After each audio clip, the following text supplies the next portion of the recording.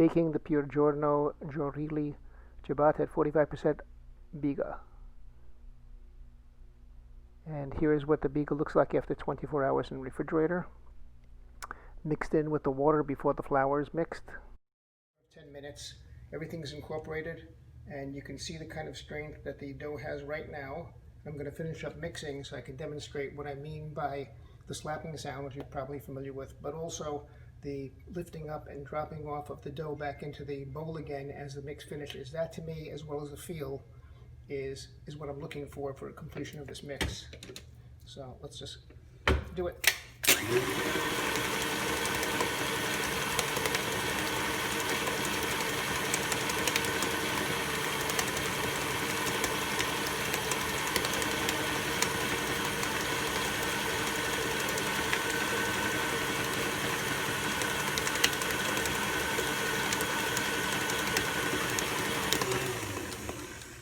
Okay, so I consider this a complete mix.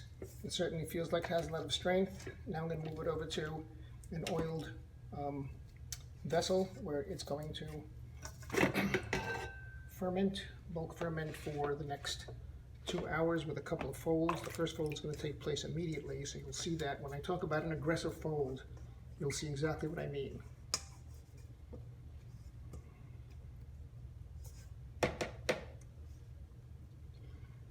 So I'm moving this over to the sink only for one reason, because it gives me more leverage to reach into here. So now I'm concentrating here, and that's what it looks like coming out of the mixer. I'm going to moisten my hands a few times, and this is the first fold at 0 minutes, and it's pretty aggressive.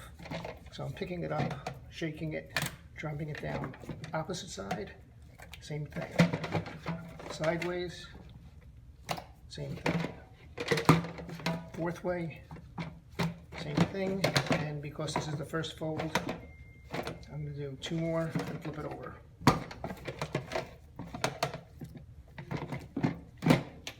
Okay, that's it. And it's going to sit like that for 40 minutes, and then we'll do the second fold. It's 40 minutes has expired since the bulk ferment started. The first mix was done at 0 minutes. Now the first fold, now the second fold is going to take place. It's not going to be nearly as aggressive, and you can see that we're already starting to get some development in the dough. So that's one. Pretty much the same thing as last time, except more gentle. 2, 3,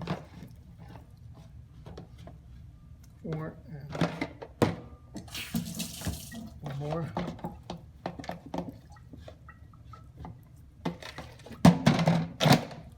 Flip it over. 40 minutes later, we'll come back again. We're now 80 minutes into the 120-minute bulk rise, anticipated 120-minute bulk rise, and even though it may not look it from this angle, there's been a lot of growth, and the dough now with wet hands is even more delicate than before, which it should be. So I'm doing very gentle folds at this point, tucking it in to try to stop it from falling open again.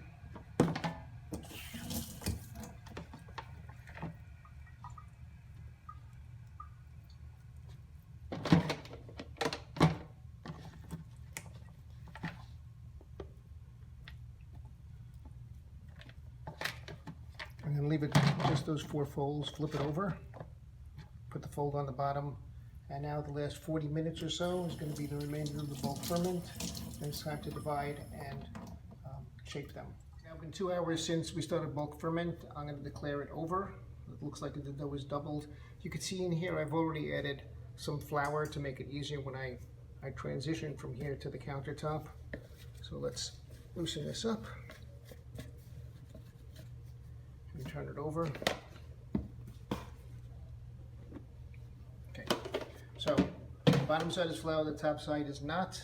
What I'm going to do is take this side and flip it over. This is a la Ciril Hitz method, which I really like. So now I've kind of doubled the size of it. I'm squaring it off, making sure there's plenty of flour around it.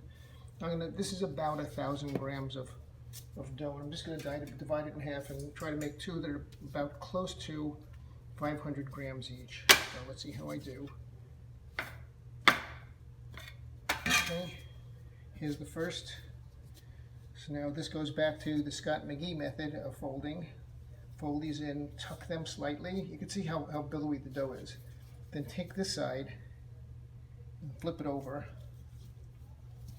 and then gently form a barrel with it. Turn it over, put it on my couche. Do one more, because there's two of them. Here's the second one. Take it, fold it into the center, tuck it in, take the outside, stretch and fold it over. Back and forth gently, turn it over on my couche. And this is going to sit for about 40 minutes, and then it's going to go into the oven, so we'll be back then. That's it. See you soon. We've reached the home stretch. There's about 40 minutes that we've done the proofing. I keep this here, not just for drinking, although that's a good idea, but also to keep the barrel shapes so that they don't spread out on the couche. So move that. The oven has a Sylvia steaming towel in it for the last 13 minutes. And now let's see what this looks like now, okay? So you can see that there's a significant amount of growth there. Now the question is, how do we get it from here onto there, okay? This is going to be a continuation of the Scott MeGee method. So what I'm going to do is I'm going to attempt to fold this over. So now the seam side is down. I'm going to pick it up from the ends, and as I move it here, I stretch it. Same thing here.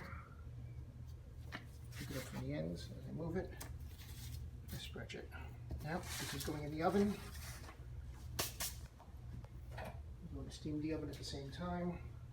This is going to be, the oven is at 470 for preheat. It's going to be at 450 for the bake, according to Giorilli and his method of doing this.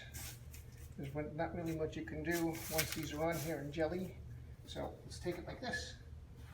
Put these off.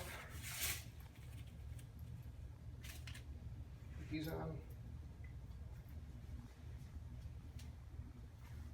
Get a towel ready. Open the door. Let's load these.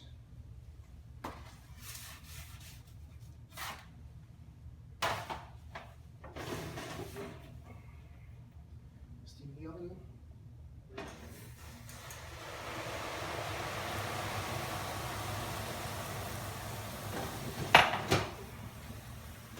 Bake it 450 for about 13 minutes with steam. And that's the end of it. Everything else might be a still. Thank you. Bye.